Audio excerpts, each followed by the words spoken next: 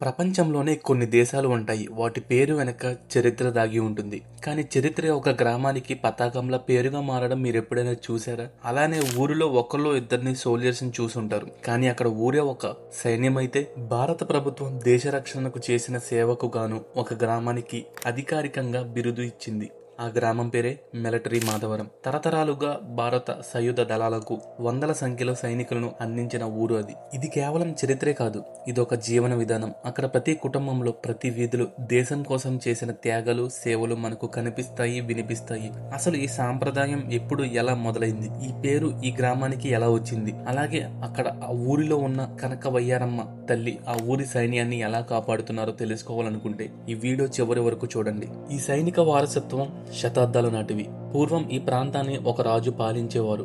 ఆయనే మాధవవర్మ. తన రాజ్య రక్షణ కోసం ఇక్కడ యువతను ప్రత్యేకంగా సైనిక శిక్షణకు అంకితం చేశారు. అయితే ఆ రాజు ఒకరోజు ఇలా అంటూ, దేశ రక్షణ అనేది కేవలం రాజు బాధ్యత మాత్రమే కాదు, ప్రతి పౌరుడి ధర్మం. ఆ రోజు నుంచి అక్కడ యువతకు యుద్ధ విద్యపై ఆసక్తి పెరిగింది. అలానే అక్కడ వ్యవసాయం, వ్యాపారం కంటే కూడా దేశ రక్షణ అక్కడ వారికి అత్యంత గౌరవప్రదమైన వృత్తిగా మారింది.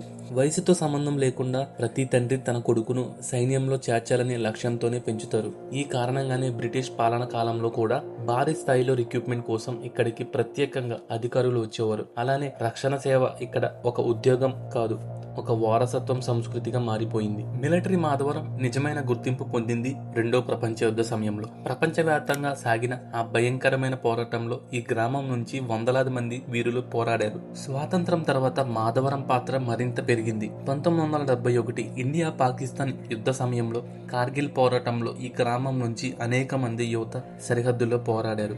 మాధవరం నుంచి వెళ్లి అమరులైన వీరులు 100కు పైగా ఉన్నారు. ఈ చిన్నపాటి గ్రామం నుంచి ఇంత భారీ స్థాయిలో సైనిక సేవ అందించడం అనేది దేశంలోనే అరుదైన రికార్డ్ అనే చెప్పుకోవచ్చు. ప్రతి సంవత్సరం రిక్రూట్మెంట్ ర్యాలీకు ఇక్కడ నుంచి అధిక శాతం మంది యువత హాజరవుతారు.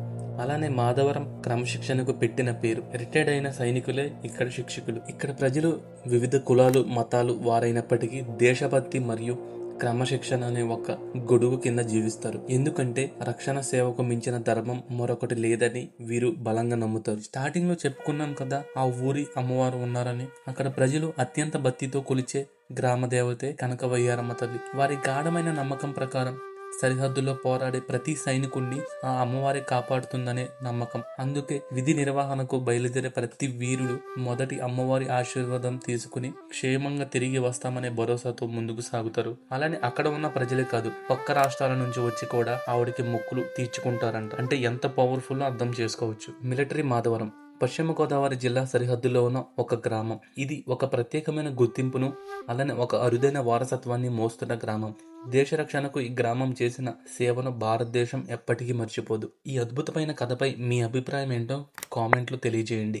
అలాగే ఈ వీడియోను లైక్ చేసి షేర్ చేయడం మాత్రం మర్చిపోకండి. మళ్ళీ మరొక స్ఫూర్తిదాయక కథతో మీ ముందుకు వస్తాను. జై హింద్.